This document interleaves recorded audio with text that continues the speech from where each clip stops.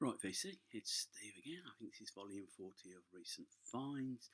Carrying on recording some videos while I can on New Year's Day because it's very quiet. It's very quiet in the building, despite all the shenanigans with the neighbour last night. Again, nothing remarkable, more charity shops finds and record store finds, mostly in the bargain bins. But hope you like this selection. So first up, Abba Visitors. This is their last album. I have heard it some say their best album as well. Yes, it's very more experimental compared to the other albums where they might have been writing to a formula. Maybe they wanted a bit more out of themselves. Also, the dynamic of the band had changed. The voices had come through. In a sense, it probably reflects the changes, that reflects the album. One of Us is the hit single on the album. Wasn't that great a hit single, and I think the writing was on the wall. And I think once they knew they weren't selling as many records as they were previously, I think they decided, why put myself through all that? And I can understand that, to be quite honest. No, I probably wouldn't want to do something for nothing. Next album up, again, found it for £1. Not in the greatest nick. Hotel California. This is a reissue. You'll find a lot of the labels put stickers on to say reissue. This was a prime cut, so it was reissued at a discounted price. So the vinyl's not in the greatest quality, and that's the one thing you do start finding now in the 80s. The vinyl suddenly changes. The quality of the vinyl is a lot thinner, hence why they tend to probably jump a little bit more. Well, what can I say about this album? Title track, it's just, I think it's Eagles at their peak. It all came together on that album, and you know what? I got this in. I'm getting this back in again.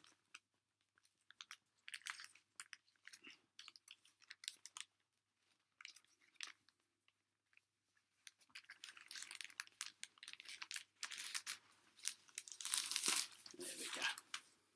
We'll get back in. Next album, Emmylou Harris. This is a K-Tel compilation, her best songs. A lot of covers on here, but you've got Blue Kentucky Girl, Bolted to Birmingham's on here. It covers Dolly Parton's Coat in Many Colours.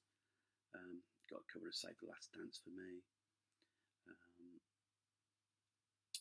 Queen of the Silver Dollar, Leaving Louisiana in Broad Daylight. Yeah, it's one of the great voices. It's probably, there's nothing wrong with all types of music. I know country music in the UK does get a bit of a bad rap, particularly because I think it got sort of tagged in as a bit of a novelty. I remember Red Sovine singing Teddy Bear. Oh, not one of the greatest records I've ever heard. This album I was so pleased to find. It cost me $5 in the record shop. This is a compilation, Shades of Ian Hunter. So basically, you've got two record set. First record is Mott the Hoople, stuff with Mott the Hoople, and then the second side is Ian Hunter's solo stuff. This is when he was with CBS. I think around this time he left CBS to go to Chrysalis, I think. So on the Mott the Hoople disc, you got All the Young Dudes, their version of Sweet Jane, One of the Boys, All the Way from Memphis. This is the US single version. Wishes Your Mother, The Golden Age of Rock and Roll, Roll Away the Stone from the original album mix. You got a live version of Marionette. You got Rose, Foxy Foxy, Where Do You All Come From, Rest in Peace, a studio version, and then finally you have Saturday Gigs, which I think was the final hurrah for Ian Hunter one, is Mott the Hoople. And then you got his stuff on there. It's mainly because of the Mott the Hoople stuff, because it's quite rare to find any Mott the Hoople on vinyl. Another record I found, Joe Jackson, I'm the Man. I was a big fan of Joe Jackson at the time. Around that, you've got On Your Radio, It's Different for Girls, I'm the Man. Get That Girl, Different Girls was a big hit single, top 10 in 1980. He followed it with Beat Crazy, and then he hit onto Jumping Jive. Beat Crazy, an album I've never seen. I've seen Night and Day, and I've not really seen Jumping Jive. So those are two records I need to get hold of. Here's a record that I'm going to have to get another copy of. Sometimes you take a chance on a record that it's in a sleeve but hasn't got a cover. And this is the best of Gladys Knight and the Pips. Skippy would be proud of that. It means he jumps all over the place. Another 70s staple. This is Mud's greatest hits. This is their greatest hits when they're on the Rack label. I showed you an album of theirs which was on Private Stock.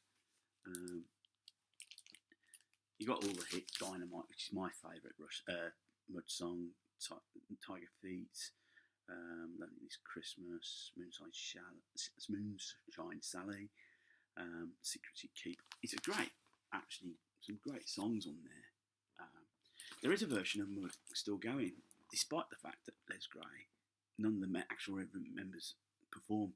Sadly, Les Gray and I think David Maltz, I think the drummer, they passed away, and the other two are not interested. But they've allowed some of the others to carry on, who took their places to carry on performing as Mud.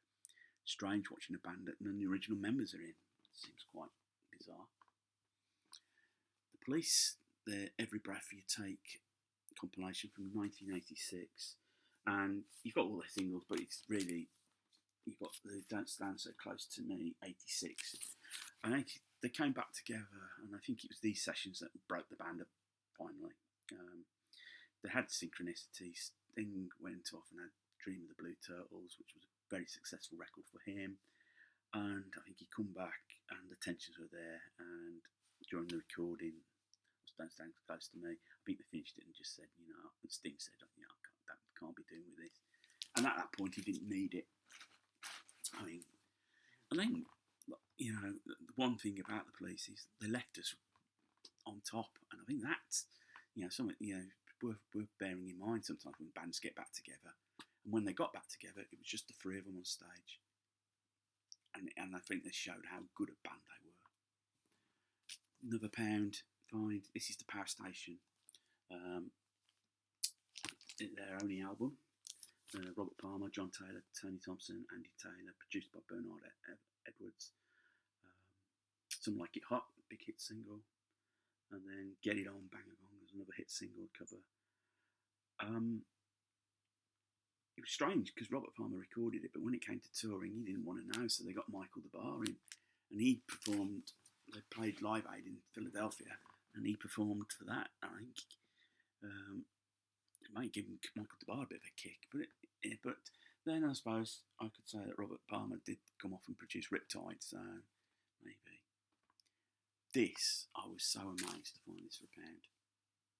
And partly because some of the covers weren't in the covers weren't there, which is not a problem. Just clean the record up. But primarily, I'm glad because I have got. This album is called Archives, and it was released in 77, 78. It was just their first 3 albums put in a tidy package because they'd only really been available on import at that time. And I've already got a copy of Fly By Night and Caress of Steel, but it's really because of this. Getting hold of Brush's debut album, it's really they're rare in hen's teeth. And it played. I was pleased with that. For £1, what more can I say?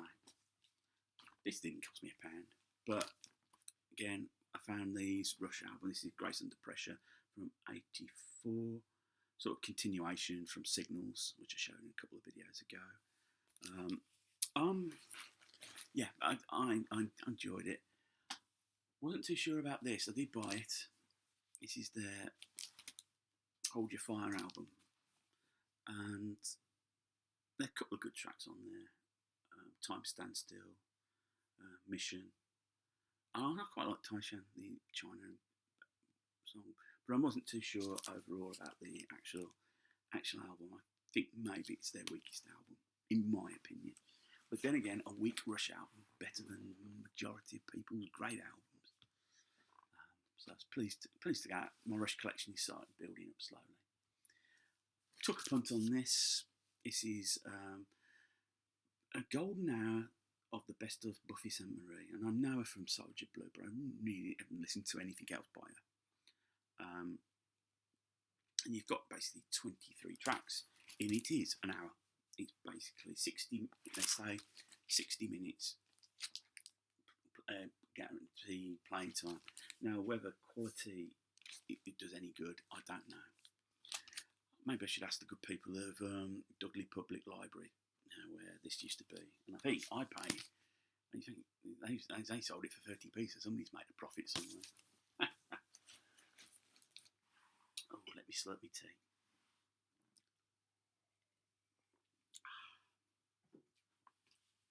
A couple of albums to go. This I found in the British Art Foundation store in my hometown. This is Shakespeare Sisters' debut album, Sacred Hearts. Siobhan Farley had left Bananarama. I think she wanted to do something else. She teamed up with, I remember her name properly, Marcella. I can't remember her name. Do your research, Steve. She formed Shakespeare Sisters because I think she wanted more credibility. Obviously, the name of the band comes from a Smith song. And the big hit single was Your History. They did another album, Sincere. I think I'm Only Yours, which was even bigger because it had Stay, which was a #1 single. But the band broke up. Acrimonious. I think it's Marcella Lloyd. Let me just double check.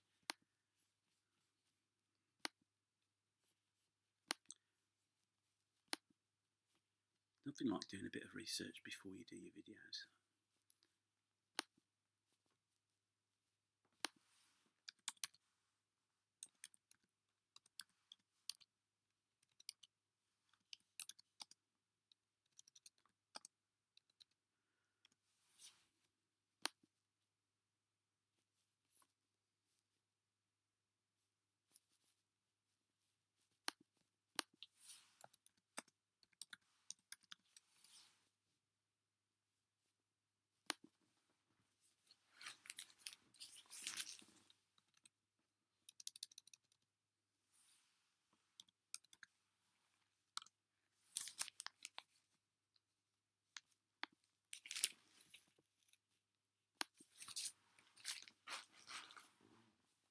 Marcella Detroit, that's it. Oh, dear me.